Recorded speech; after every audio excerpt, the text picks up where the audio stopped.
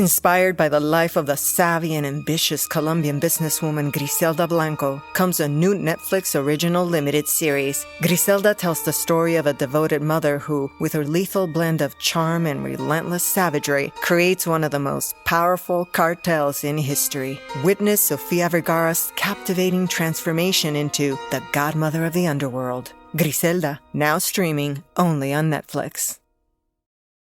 This episode is brought to you by Bumble, who says Valentine's Day is just for couples. Just because you're not in a relationship doesn't mean you can't get out there and live your best love life. That's where Bumble comes in.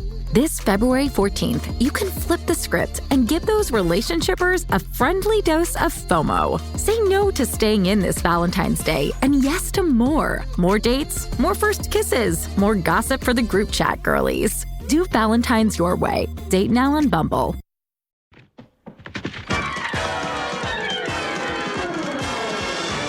The Inquisition. Let's begin the Inquisition. Look out, Sam. We have a mission. Hello and welcome back to another episode of Before My Time. I am your host, Gelsey Laurie, and we are joined as always with our co-host, producer, and friend, Matt Kelly. We are going to dive into History of the World, Part 1.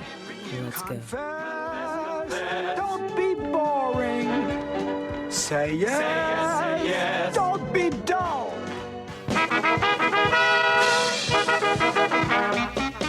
We're here to entertain you. We'll sing your songs for good times, the best times. You can't go wrong. We'll two-step, a new step.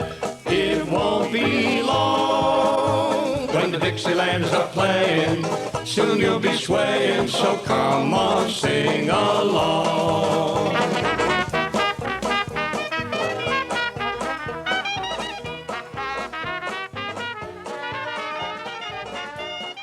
All right, Gelsey, if we've done this correctly, I think we have, but if we've done this correctly, we are releasing this on the day that the long-awaited History of the World Part 2 comes out. We have no clue if it's good or bad, but Mel Brooks is involved, so it's going to be good. Like, he could literally just put his finger on anything, and I'm like, it's going to be a masterpiece. I mean, just the people involved outside of him, I'm like, all right, you're giving me Wanda Sykes. I expect it to be good. Like, I've very rarely been disappointed by her. Mm-hmm. Everyone tied to it makes me excited. They all have a good track record. But I figured, hey, let's talk about the one that started it all. History of the World Part 1. That's right. Which was kind of in my Mel Brooks watching. I think I was pretty late to this one comparatively. Same. Well, I saw it as a kid because my dad, who I always acknowledge as my guru of humor, and he did a very good job. Thanks, Dad. Hey, what's up? He did introduce. We were a huge Mel Brooks family, and so he was like, "You have to watch History of the World Part 1," and I did see it, but it wasn't one that we had on our rotating watching Rolodex of Mel Brooks films. So I'd seen it and there were like the big joke hits that I always remembered, but rewatching it for this, there was a lot of things I didn't remember, and I appreciate it so much more as an adult, obviously, for so many reasons.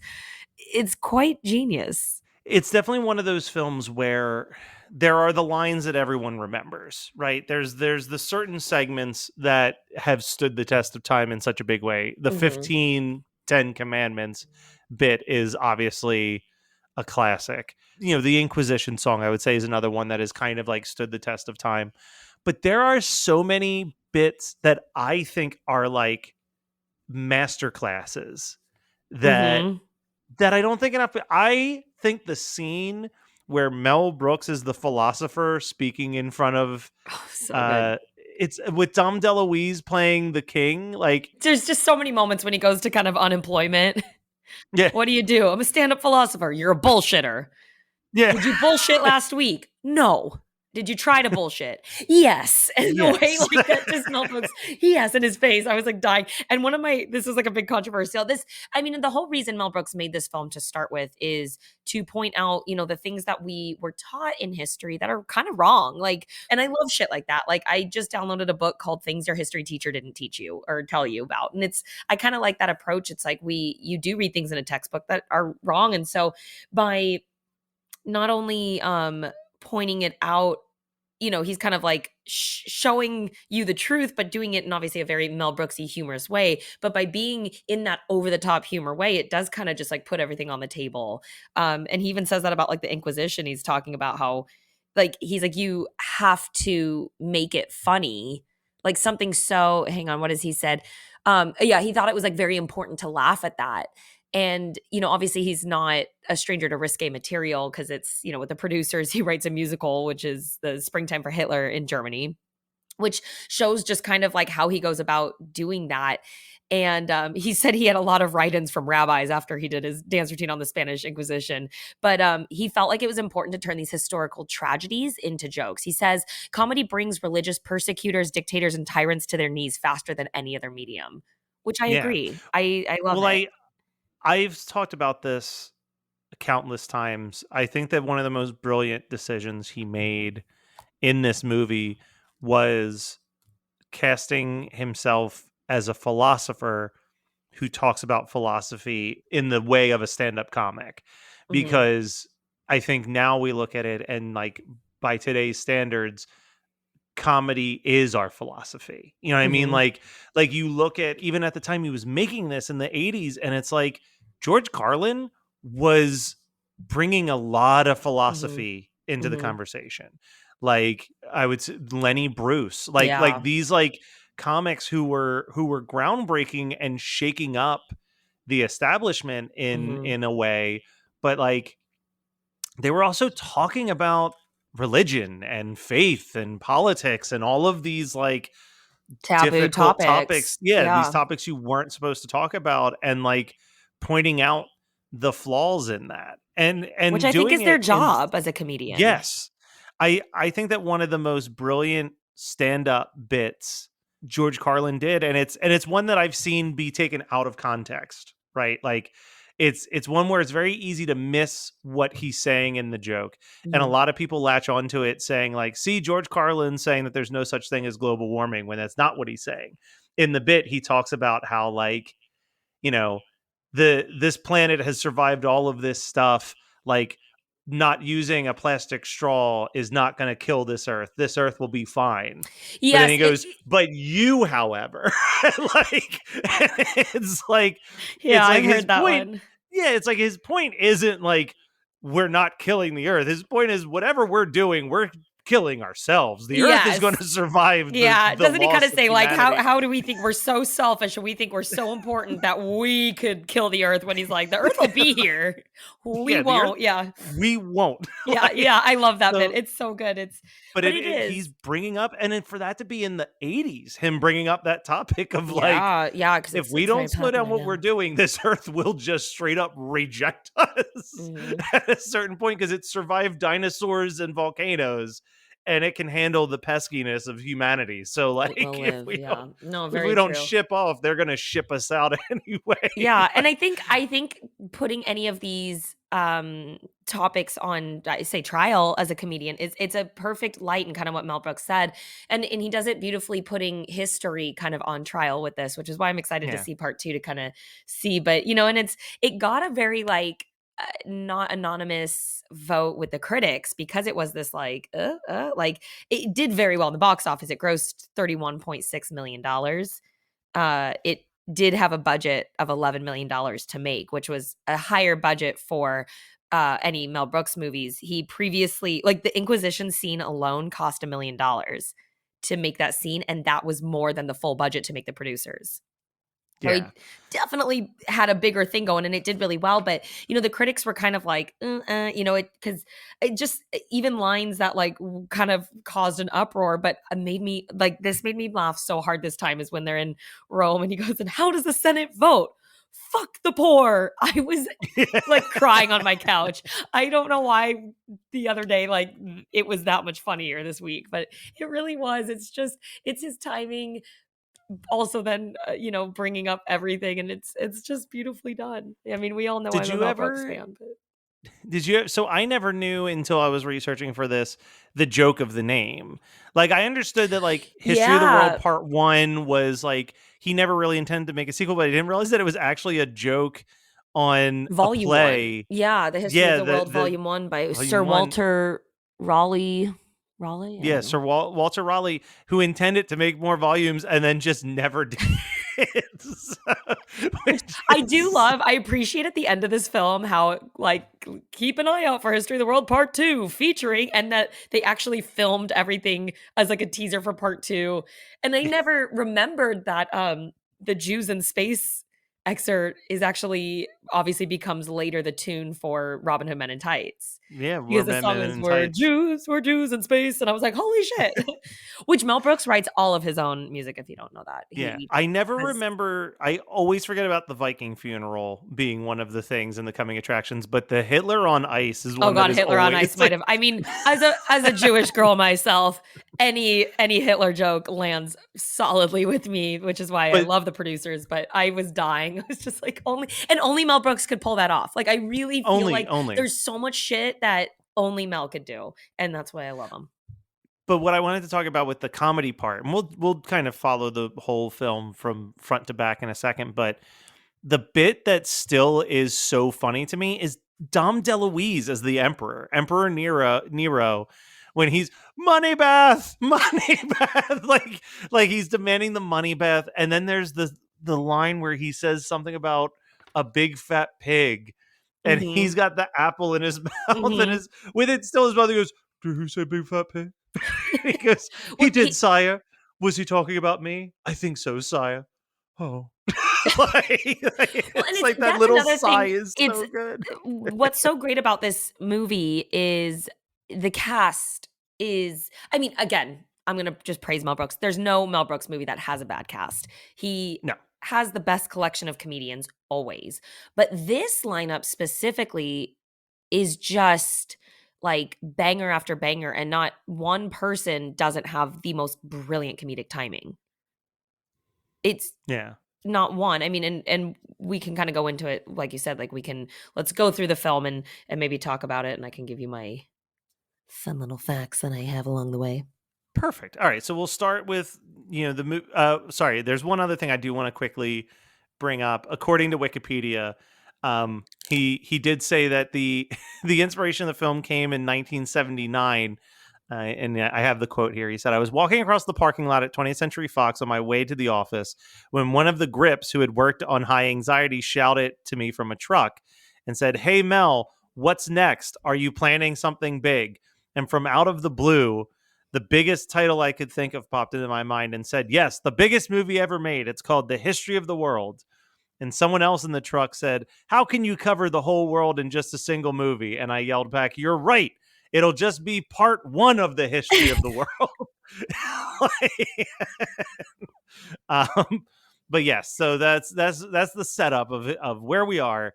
We kick this off with the Stone Age. Of Yes, course, you have to start there.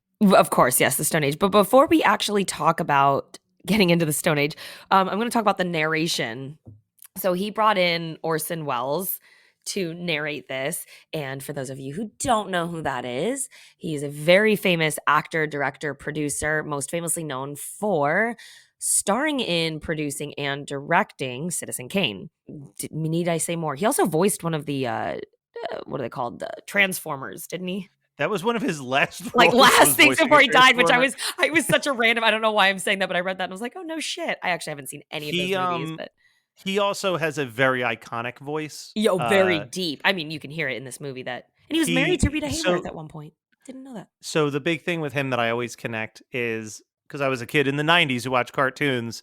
The brain in Pinky and the Brain is inspired by Orson Oh, I Welles' thought it voice. The was him. I way was he like, talks. "Wait, what?" Yeah, no. He was long dead before That's what then. I But thought. I yes, was like, the character is based on Orson Welles' very unique delivery Mhm. of speech. Which is why he wanted to Um, bring him in for this movie, but, so Brooks figured, he's gonna come in and it's gonna take about a week to record everything, and he's like, "Okay, budget-wise, he'll probably be about 5 grand a day, take about 5 to 8 days." So he paid him, Orson Welles agreed to this, so he paid him 25 grand up front.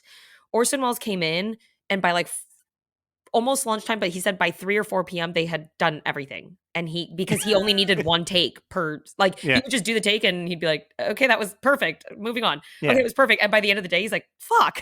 I could have just paid you That's on Mel Brooks. $5,000 and not paid you You're bringing 25." in And he's just like, "Schmuck." you're bringing in a dude whose like first 20 years of his career was doing live radio audio dramas. Like, that's on Brooks. Brooks should have been like, "Hey, this guy's a pro when it comes to voices, doing voiceover Yeah, and I think that's why recording." he, like, knew that, and he's like, "Hey, what was I thinking?" You know, like, but I do love that. That's a little, gotta get the professional. But yes, let's go to the Stone Age and the cavemen.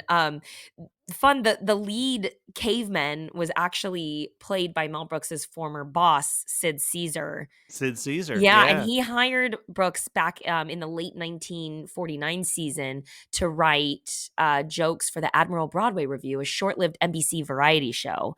And then after that show ended, Brooks joined Caesar's next program staff, Your Show of Shows. So he kind of sees him as his mentor, and Brooks will say, "No Sid Caesar, no Mel Brooks." So he gives him a lot of credit for becoming who he is.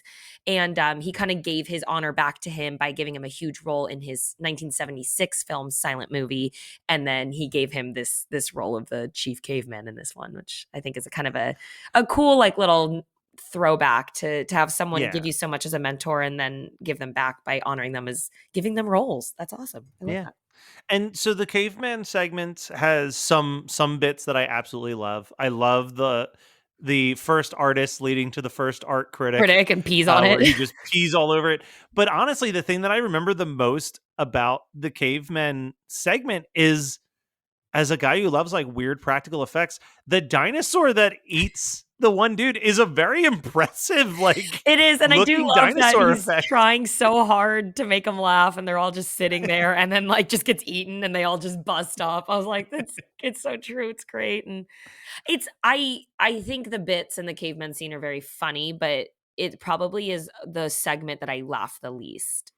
Yes, it's very quick, and I think it's also, I mean, this is a chicken or the egg type Mhm. situation a little bit, but it's also like, I feel like those jokes, I'm sure this was the first time that a lot of those jokes were done, but I feel like there's only so much caveman material that you can do. So like, Yeah, knock the we wife have on the been head, drag exposed, people, her. Yeah, kinda, it's yeah, like like we've it's been exposed to these same bits over and over and over mhm. again since 1981, that it all just kind of feels like too familiar and Yeah. I tame do like the now. hallelujah chorus, them, like, hitting them with Yes. stones to get them to sing. I think that's kind of very unique, and I was laughing. I was like, "That's funny," but, yeah, and then obviously we kind of already talked about it, but that moves us to the Old Testament, which I read was not originally put in, like, Mel Brooks was planning on kinda skipping over to the Bible, just being like, "Let's go to cavemen to the Roman Empire and, like, not touch the Bible," but then he had the set from the prehistoric caveman, era, and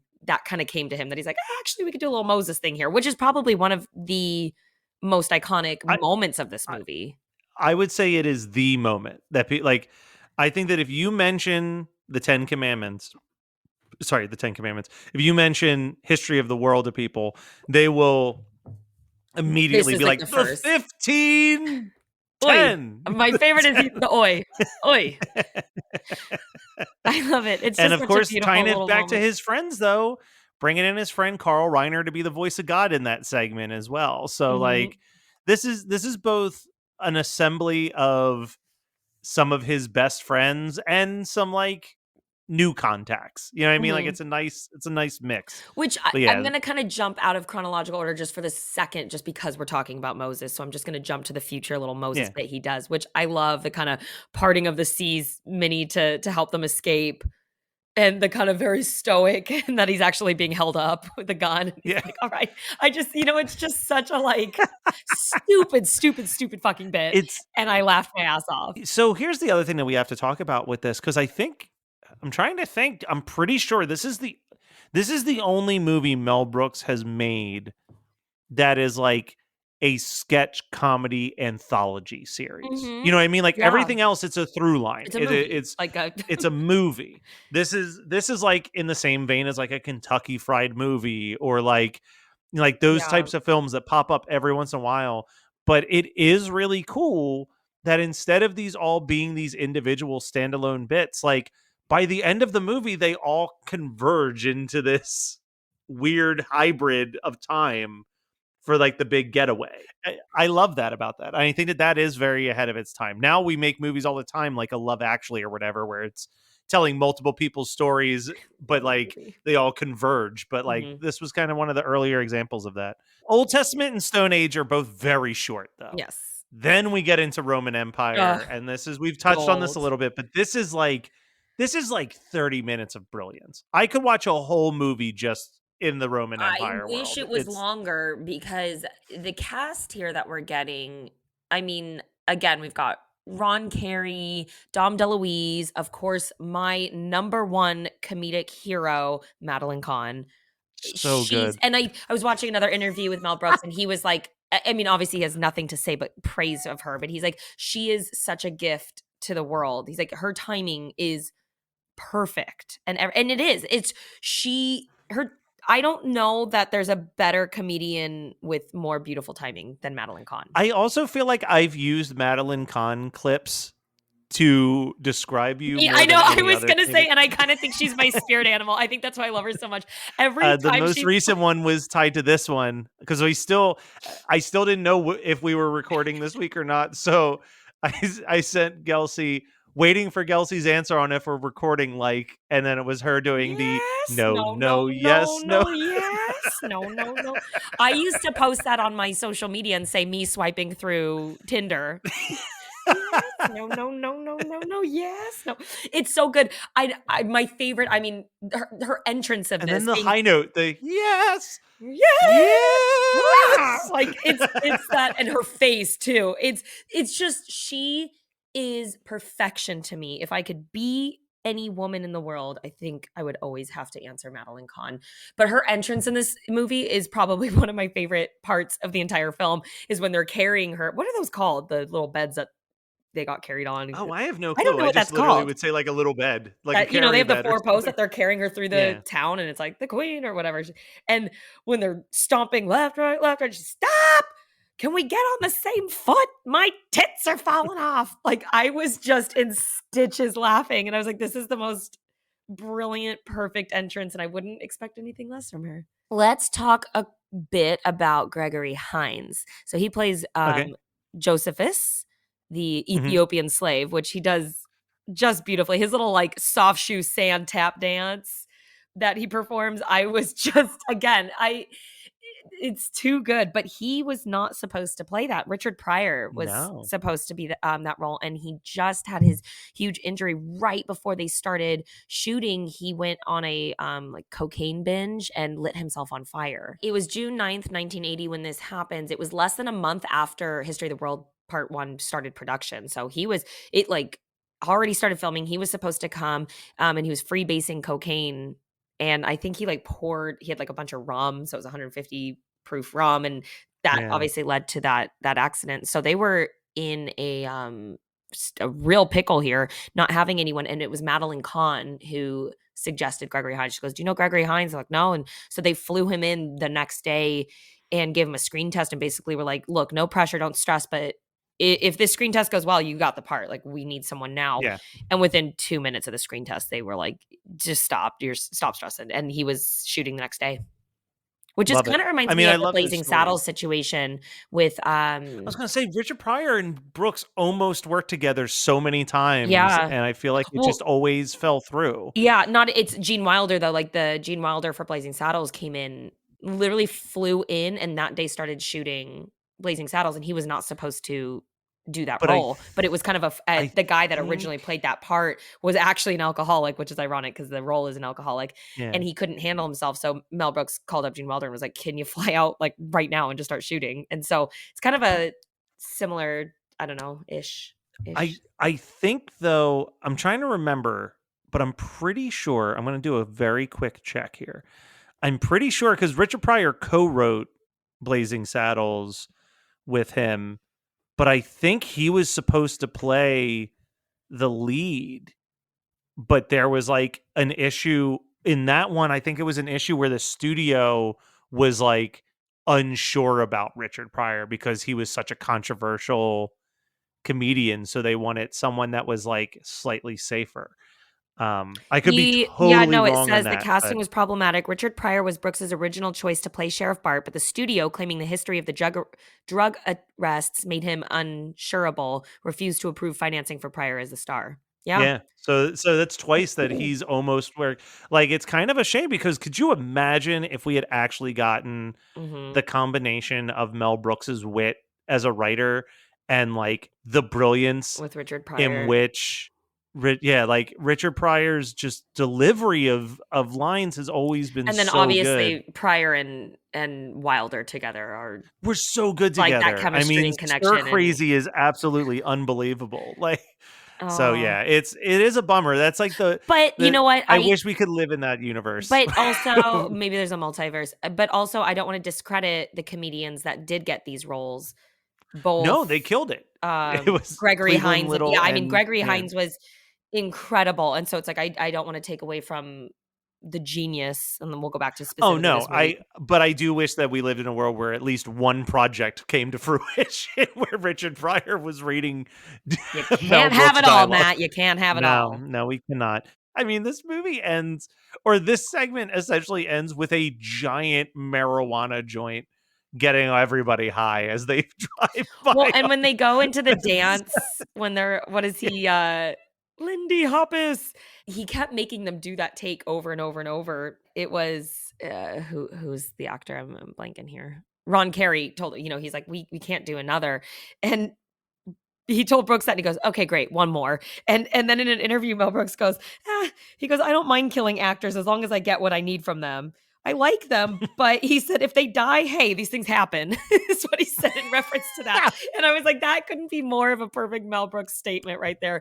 And I just kind of was laughing, not to say it's as an entertainer myself. And obviously I've never been an actor on set per se, but I have been an actor on stage. I've been a performer in things.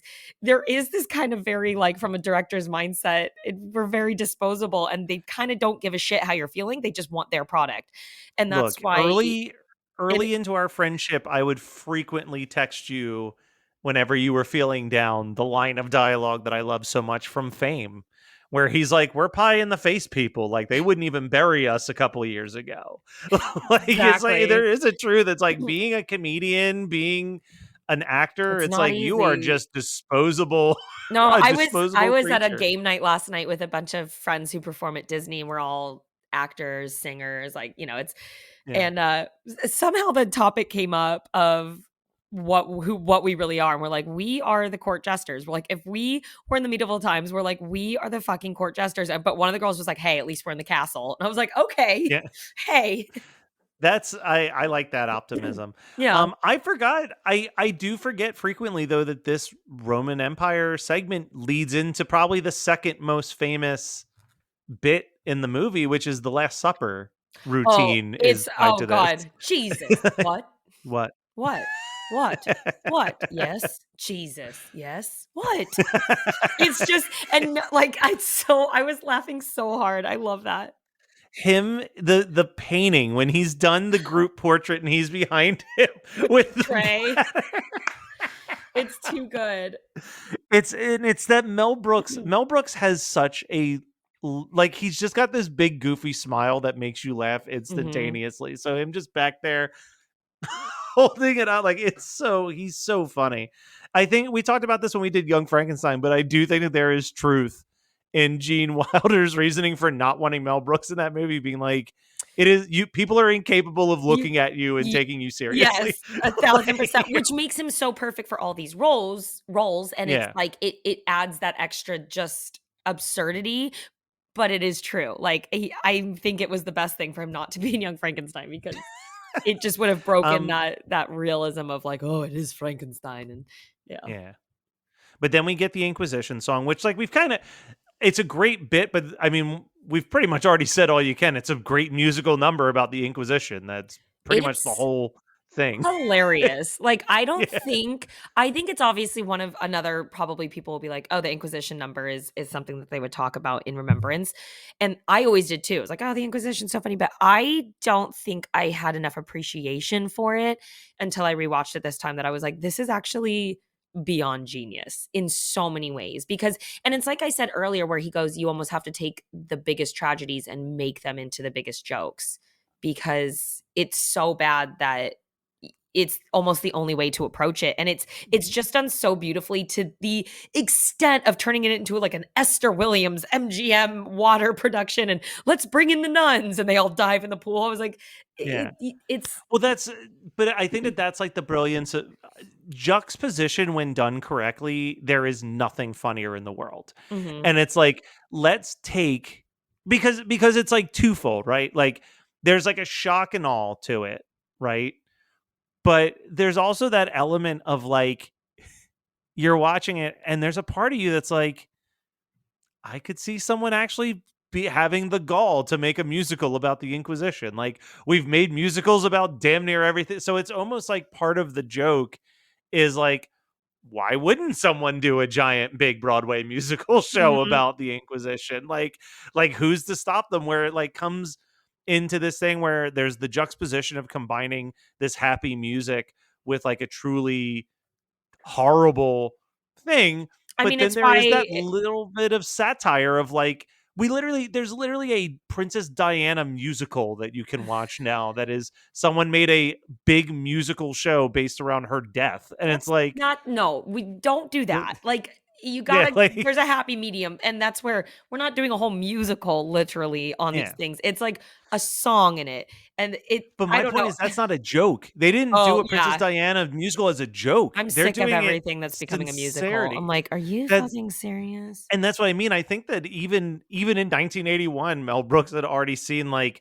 if you leave people to their own devices, they'll turn anything into a musical. So what's the most horrific thing that someone could turn into a musical? And he landed on the Spanish Inquisition, and it's kind of great. brilliant. Which is why, I mean, it goes back to another thing he did, which I already mentioned earlier in the producers. It's the same effect as Springtime for Hitler in Germany. And it's nothing is funnier, because you're just like, oh my God, I can't believe you're doing it. But it's so great. It's brilliant. And he wrote, Ronnie Graham was who wrote the song with Brooks, and they were castmates together in a Broadway review called New Faces of 1952. And they became fast friends. And so once he decided that he was going to do a musical medieval torture number in this movie, he reached out to Ronnie Graham.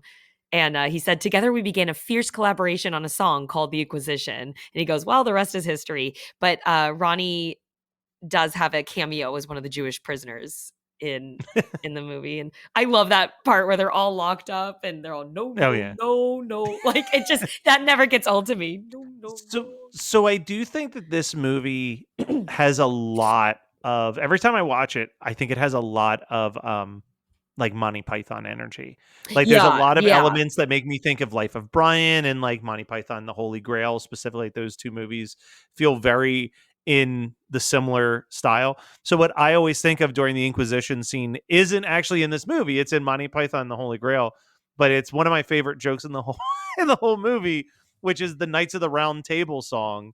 And they're doing this big musical number about being knights, but then it just cuts to the guy in the dungeon just going with his hands like up in the shackles, like clapping along to the tune. And it's like the one joke that I wish made it into the Inquisition sequence is like all of the music cutting out and just like the one person clapping. You can't. Well, I was gonna say he can't do it because it's already been done. But Mel did say he was talking about something else. I think that he did in the French Revolution, kind of a la different movie. And that's the next segment anyway. So we can kind of roll right in there. Perfect. Great transition. But he's talking about, I think I stole this from this movie, this, that. And he goes, I steal a lot, but I always make it better. So I'm forgiven. And I love that quote. Because I was like, that's again, so him. But I love that kind of like cocky arrogance that Mel Brooks has, because it just works with his whole character. And it's like, he says stuff like that. No one else could say it and you wouldn't love them more. But Mel Brooks says this shit and you're just like, fuck, I love you. Yes. I mean, if you're going to steal, you better improve. There's nothing worse than when someone steals a bit and makes it worse. Yeah. You're like, why do you just The French Revolution's not one that is not one that I always forget about this segment. I feel like Oh, I it's don't. just because I love the Roman Empire and the Inquisition so much that then this kind of like dips out of my brain. I But it's feel like my great. dad and I always would piss boy like that. That's a running Yeah. joke in my family is the piss boy. And so actually though, they didn't film, it looks like, you know, they filmed in Versailles and they're supposed to be there, but they filmed that in an English palace. So the whole movie was filmed in the US, except this one section was filmed at Blenheim Palace in Woodstock, Oxshire, England, about 65 minutes northwest of London. And that is an early 18th century was built then, where the Duke of Marlborough, I don't know, was historically resided. I don't know who the fuck that is. But anyways, it's a British palace. It looks beautiful. I love the chess scene. I absolutely love it. Jump the queen. Yeah. Pawns. Jump the queen. Gang bang. And that's where, you know, probably one of his most, we know that Mel Brooks loves to reuse lines in multiple movies, be it Walk This Way or kind of those, you know, I have a hump, I have a mole. But the line here, it's good to be the king.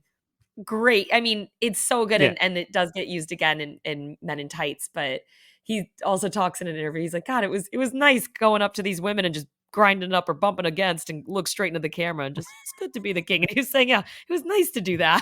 I'm just, It's got a great cast. Another one, great cast. You've got Cloris Leachman in there. You've got Harvey Mhm. Korman in there. Harvey Korman, I mean, it's gold. You've got Spike Milligan in there. Like you've got a lot of big comics from the 70s into Mhm. the 80s all doing their thing.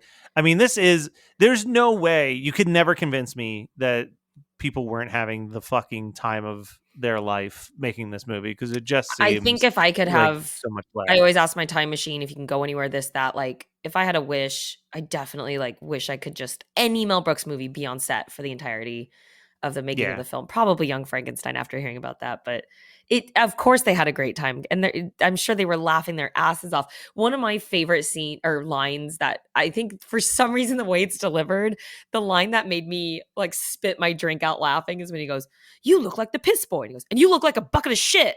I just like it's the way Mel Brooks delivers that. Like, oh man, my water was out of my mouth. I was like this. It's it's weird though. I'm looking at like I had no clue how much this was hated by the critics. Yeah, no, it But didn't do like that well. And now, of course, it's a no. cult classic kind of or just classic. It's not even a cult classic. I was like just in stitches when he's talking and he's talking about like, I don't think the peasants like me or whatever. And he's like, but I think, they're great. Pull! And he's doing his skeet shoot and it's just people flying. Ah! I was dying. That was another kind of back to that kind of like extreme humor of like, oh my God, but it just goes to the extent of showing like how much that actually that aristocrat, excuse me, obviously been working at Disney way too long. Well, the aristocrat, you know what the fuck I'm saying. I just it's such a great moment and the timing of them yelling, it was great. No, I agree. And then, you know what it was? Sorry, I found out Spaceballs won the Worst Picture Ballad award in 1987. Yeah, same awards. They had it out for Mel, man. But then after the French Revolution, they escaped to the words "the end." Yes, and then we get the preview of what's to come in part 2. I'm pretty confident we won't get any of those in this TV series, but I would imagine not. Oh yeah, sorry. I kind of did a bad job writing down my favorite moments, but I love when he's at the guillotine and he's like, "Any last requests?"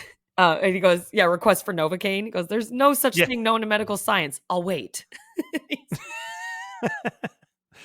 Yeah, no, it's gonna be. I'm excited to see what they pull out.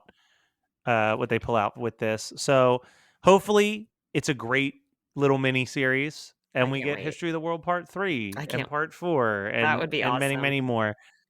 But this is exciting because Brooks hasn't really written in a long time anything like this in a really long time, and apparently early reviews, Rotten Tomatoes, based on 13 critics scores, have it at an 85% approval rating so far. So that's not bad. So fingers crossed. I'm really excited and hopeful, but We'll be back after these commercials to wrap up the episode. This episode is brought to you by Bumble, who says Valentine's Day is just for couples. Just because you're not in a relationship doesn't mean you can't get out there and live your best love life. That's where Bumble comes in. This February 14th, you can flip the script and give those relationshippers a friendly dose of FOMO. Say no to staying in this Valentine's Day and yes to more. More dates, more first kisses, more gossip for the group chat girlies. Do Valentine's your way. Date now on Bumble. It is mind-blowing and heartbreaking how many original scripts are written every year but are never made. So we seek out these scripts and bring them to life with full audio production and professional actors. Check us out at Undiscovered Scripts, Movies made of paper. wherever you get your podcasts. Free! You know, Gelsey, we're just rocking our way through Mel's filmography. We've done a Young Frankenstein episode. We've done a Spaceballs episode. I still can't believe, and I say this every fucking time, that we haven't done Blazing Saddles.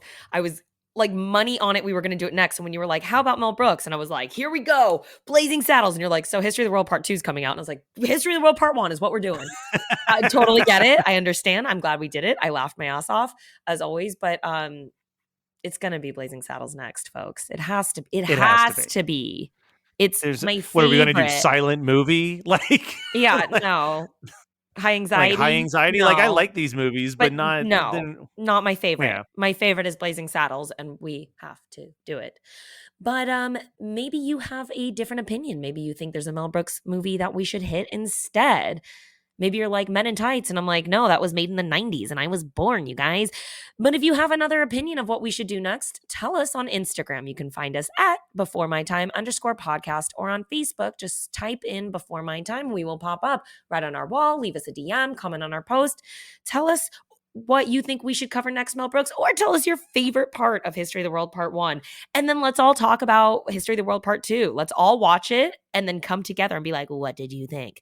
Or we can all just type ha ha ha ha ha ha LOL, because that's what we're going to be saying when we watch it. Yeah. No spoilies. So no spoilies. Yeah, no spoilies, because maybe like I was busy and I had to work and you watched it and I didn't, and then I'll be pissed and I'll be like, ah, and then my whole life's going to be seeking revengeance on you fucking it up for me. On that note, thank you so much for listening each and every week. I love you all so much. Hope you're enjoying your life, and see you back next week. Bye.